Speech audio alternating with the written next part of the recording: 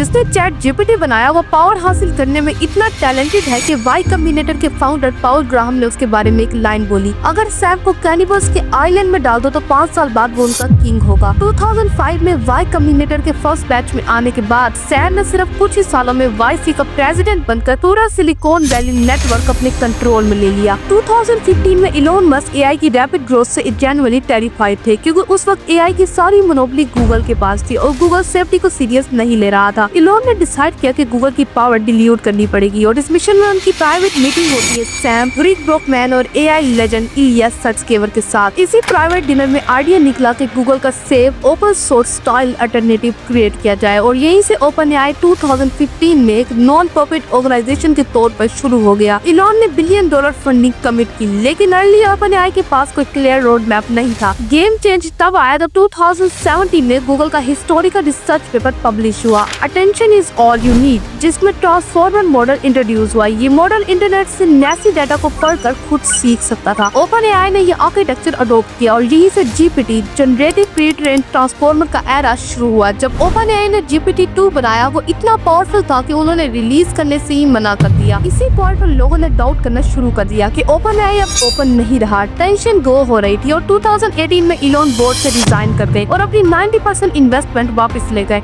जिससे open AI financial crisis में चला गया। सर्वाइवल के लिए ऑर्गेनाइजेशन ने नॉन प्रॉफिट से फॉर प्रॉफिट मॉडल में शिफ्ट होने का बोर्ड डिसीजन ले लिया और माइक्रोसॉफ्ट ने $1 बिलियन इन्वेस्ट करके ओपन एआई को रिवाइव कर दिया। 30 नवंबर 2022 को चैट जीपीटी लॉन्च हुआ, जिसने 5 दिन में 1 मिलियन यूजर्स ले लिए, fastest growing app in history. लेकिन अब ओपन एआई डिवाइड हो चुकी थी। 17 नवंबर 2023 को सैम को एक सडन वीडियो कॉल आई। पूरा बोर्ड बैठा और उन्होंने सिर्फ इतना बोला,